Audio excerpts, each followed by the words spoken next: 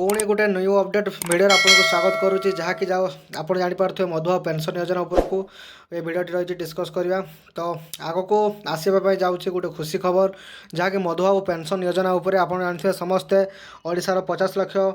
Madhubabu pension हिताधिकारी अपेक्षा कर रही चाहे बसन चातक परी केवे आसो मधुबाबू पेंशन योजना 3000 टंकाटी। तो डिटेल्स इनफॉरमेशन भिडियो आज मुझे डेडिकेट करी आप जानते पुणी आपंपाई नुआ अपडेट आसी जाइए आपन को पूरापूरी न्यूज पेपर ही मुझे देखा कौन सी भाव में मिछ न्यूज देखनी। तो फास्ट टाइम यदि भिजिट करते मो channel T please like share और सब्सक्राइब करदे। चलो स्टार्ट करें आज भिडियो। जय जगन देखो बर्तमान समय जहाँ अपडेट आसी जाइए मधुबाबू पेंशन योजना आपको खूब शीघ्र मिलने जाऊँगी 3000 टंका। कारण देखो आपड़ जो मैंने पूर्वर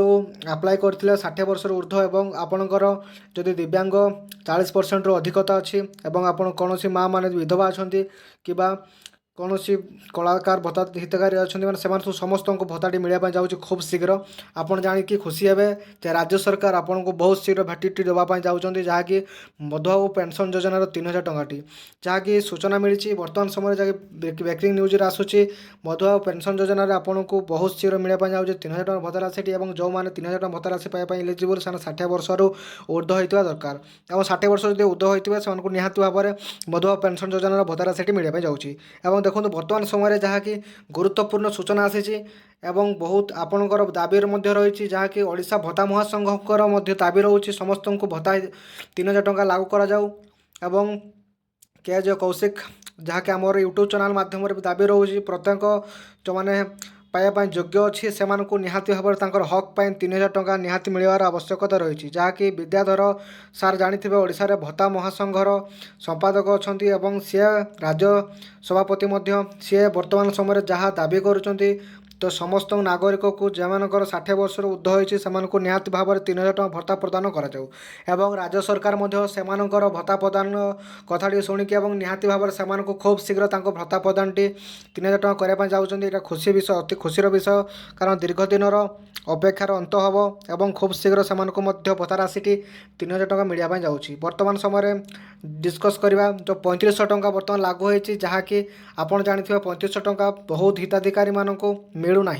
तो से किपर पाइपर और पाइबाई कौन करने पड़ो। देखो जहाँकि सूचना आसी बर्तमान समय आप 3000 एवं 3500 टंका पाइबा चाहते तो आप सर्वप्रथमे आपणकर भैल्युबल जो डॉक्यूमेंट दरकार से डॉक्यूमेंट को आप सबमिट करने पड़ो आपको पंचायत ऑफिस रे किंबा आपन ब्लॉक ऑफिस रे बीएसएसओ को सार को पाखरे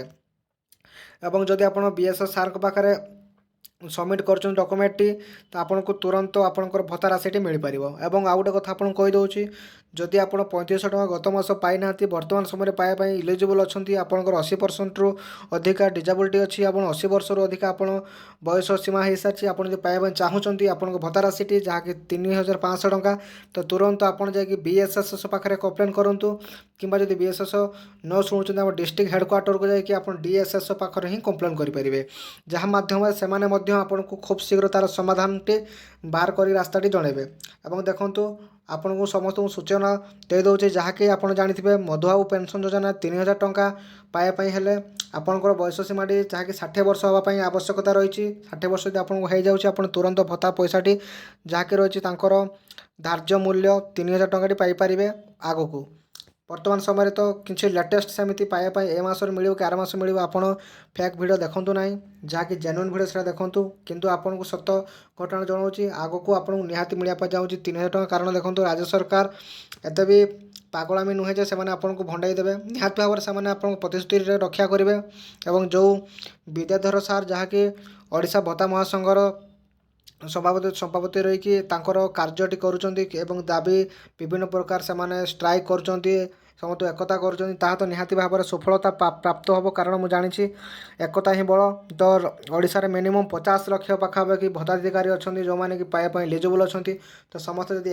एकत्रित हो निहाती भाव में भत्ता राशि पाइपर। और यहीपरि किसी विशेष सूचना रही आपड़ यदि भत्ता पाइबा इच्छुक अच्छा कि भत्ता पाइबा इलिजिबल अच्छा तेज निहाती भाव में एति आपको अनुरोध रहाती भाव में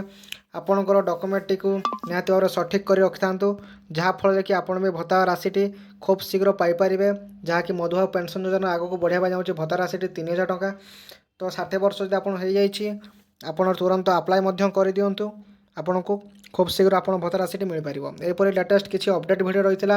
ଯଦି ଅପଡ଼େଟ୍ ଭିଡ଼ିଓଟି ଆପଣଙ୍କୁ ଭଲ ଲାଗିଥିବ ନିହାତି ଭାବରେ ଲାଇକ୍ ସେୟାର ସବସ୍କ୍ରାଇବ୍ ନିହାତି କରିବେ ଏବଂ ସାଙ୍ଗସାଥିମାନଙ୍କୁ ନିହାତି ଭାବରେ ସେୟାର ମଧ୍ୟ କରିବେ। Thank you to watch this video. ଜୟ ଜଗନ୍ନାଥ।